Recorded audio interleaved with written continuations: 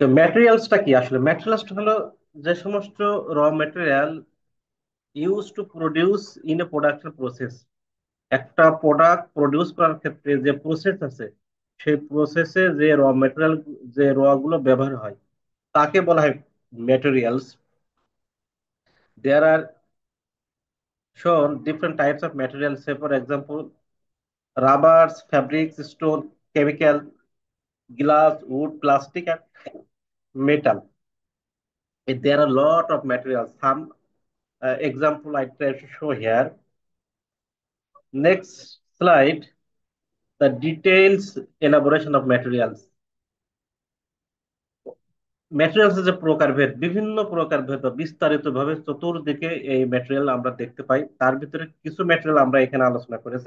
Plastic material, plastic material again two types: thermo thermosetting and thermoplastic. Thermoplastic are like polythene, polyvinyl chloride, and thermosetting plastic,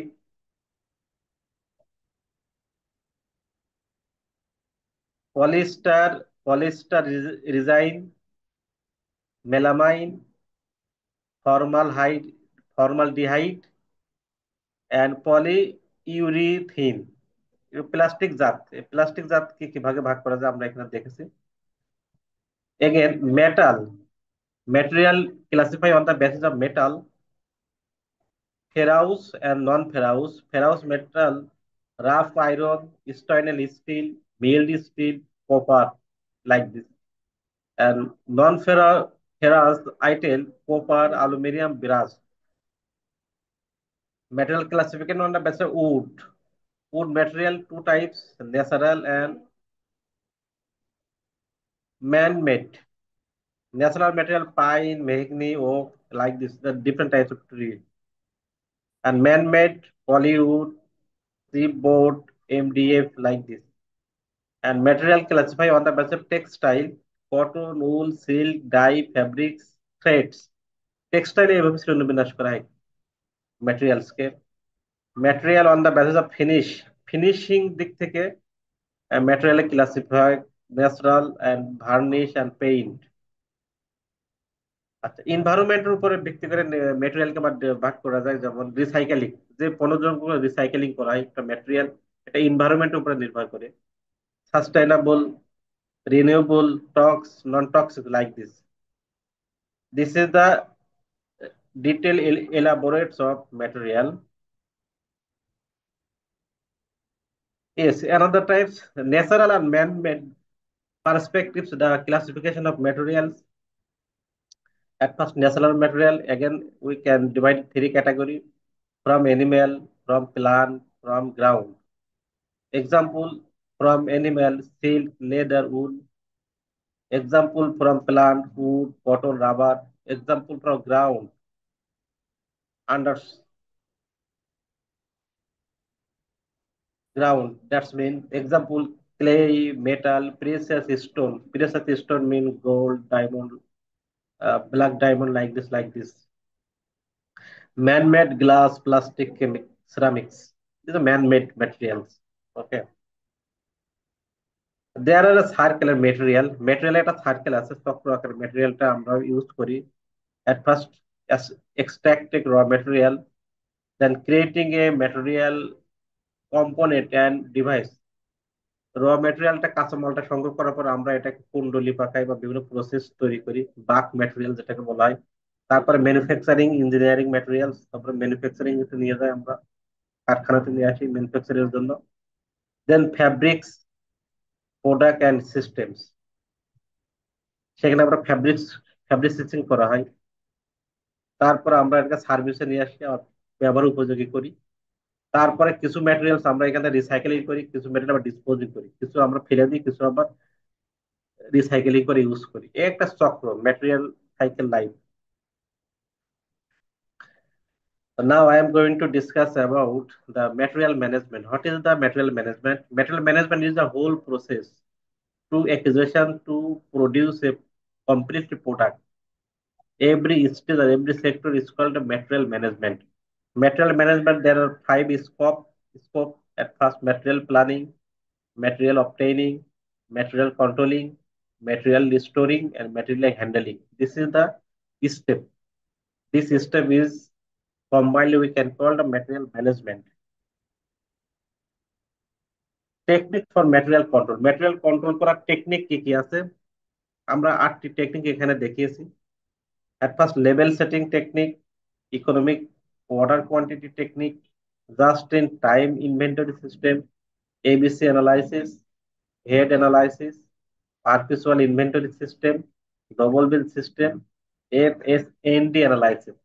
এই 8 ভাবে আমরা ম্যাটেরিয়ালকে control করি। ঠিক আছে, material control means আমরা record করি এবং তার বিভিন্ন স্টেপ বাই স্টেপ আমরা ফলো আপ করি প্রডিউস এ প্রোডাক্ট, একটা প্রোডাক্ট প্রডিউস করার ক্ষেত্রে। ঠিক আছে, এর আটটি আট মানে there are 8 steps to control the material or 8 techniques to control the materials। ঠিক আছে, তো এই কন্ট্রোল গুলো আমরা এখান থেকে level setting and economic quantity অর্ডারটা আমরা এখানে দেখবো, সেই ম্যাথ সলিউশন করার চেষ্টা করবো।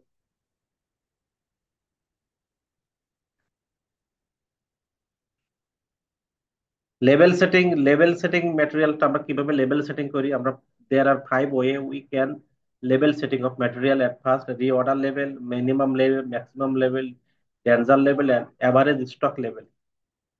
কখন আমাদের রিঅর্ডার করতে হবে, কখন মিনিমাম কতটুকু রাখতে হবে, ম্যাক্সিমাম কতটুকু রাখতে হবে, কখন ম্যাটেরিয়ালের ডেঞ্জার লেভেল আসবে, এভারেজ স্টক লেভেলটা কিভাবে রাখতে হবে, এই সংক্রান্ত আমরা পর্যায়ক্রমে দেখার চেষ্টা করব। রিঅর্ডার লেভেল,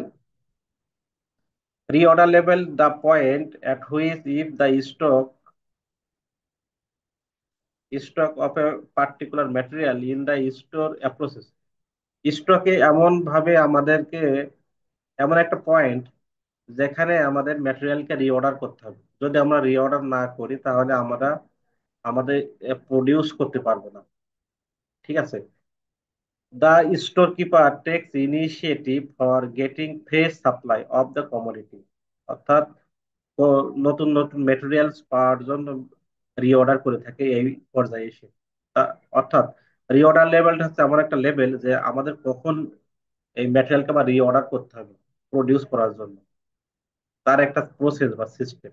ঠিক আছে, এখানে বলা হয়েছে যে বিটুইন দা ম্যাক্সিমাম আর মিনিমাম, ম্যাক্সিমাম আর মিনিমাম এর মাঝখানে যে একটা লেভেল, এই লেভেলে তখন আমাদেরকে রিঅর্ডার করতে হবে। আমাদের ম্যাক্সিমামও স্টক হবে না, আবার স্টকের পরিমাণে মিনিমামও হবে না। এই মাঝামাঝি যে একটা লেভেল, এটাকে বলা হয় রিঅর্ডার লেভেল, মিনিমাম লেভেল। অনেক সময় আমাদের ম্যাটেরিয়ালকে মেনটেন করতে হয় একটা মিনিমাম লেভেলে মেনটেন করতে হয় যাতে প্রোডাকশনে হ্যাম্পার না হয়। তো এই মিনিমাম লেভেলটা কত হবে, কতটুকু রাখতে হবে, এটা অনুমান করে রাখলে অনেক সময় আমাদের অ্যাকুরেট হয় না। এই জন্য একটা ক্যালকুলেশন আছে, এই ক্যালকুলেশনের মাধ্যমে আমরা মিনিমাম লেভেলটা মেনটেন করতে পারি। এখানে একটা ফর্মুলা দেওয়া আছে, minimum level is equal two reordering level minus normal consumption into normal reorder period. এই ফর্মুলার সাহায্যে যদি আমরা মিনিমাম লেভেলটা মেনটেন করি তাহলে আমাদের প্রোডাকশনটা, ম্যাটেরিয়ালটা যথাযথভাবে ইউজ হবে।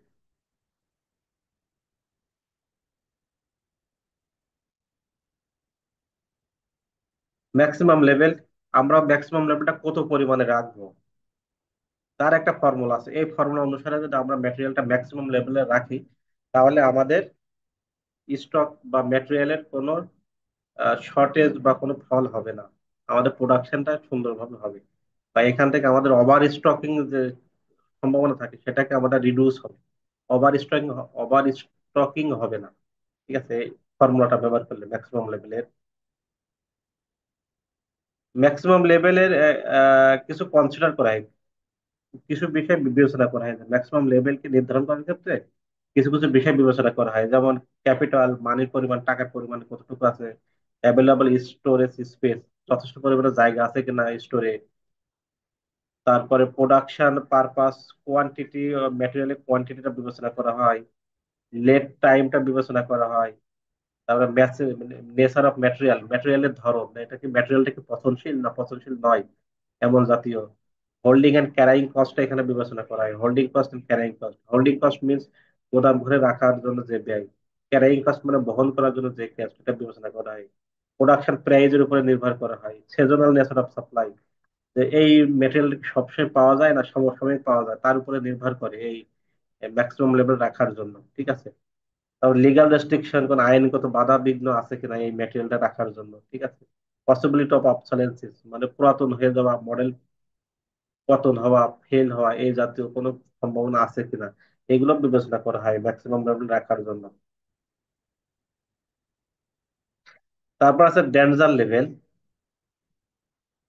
যে আমরা ম্যাক্সিমাম বা মিনিমাম লেভেল দেখলাম, এখানে আমরা ডেঞ্জার লেভেল। ডেঞ্জার লেভেলটা কি, the level at which normal issue of material are stop and issue are made only under the specific instruction। বলেছে লেভেল, এমন একটা level at which normal issue of material, material একটা যে normal issue, এটা stop হয়ে যায়, stop হয়ে যায় সাডেনলি। এই যে স্টপ হয়ে যায় সাডেনলি, স্টপ হয়ে যায়, এই ক্ষেত্রে আমরা ডেঞ্জার লেভেল বলা হয়। এই ডেঞ্জার লেভেলকে পরিহার করার জন্য আমাদের একটা ফর্মুলা আছে। এই ফর্মুলার মাধ্যমে যদি আমরা স্টকে ম্যাটেরিয়াল রাখি, তাহলে আমাদের ডেঞ্জার লেভেল হওয়ার সম্ভাবনা থাকে না। ঠিক আছে। ডেঞ্জার লেভেলের ফর্মুলা কি, average consumption into maximum reorder period for emergency purchase. আর কাছে average stock level, average stock লেভেলটা কি, minimum stock level into half of the reordering quantity. Average average stock লেভেলটা মেনটেন করা হয় এই ফর্মুলার মাধ্যমে।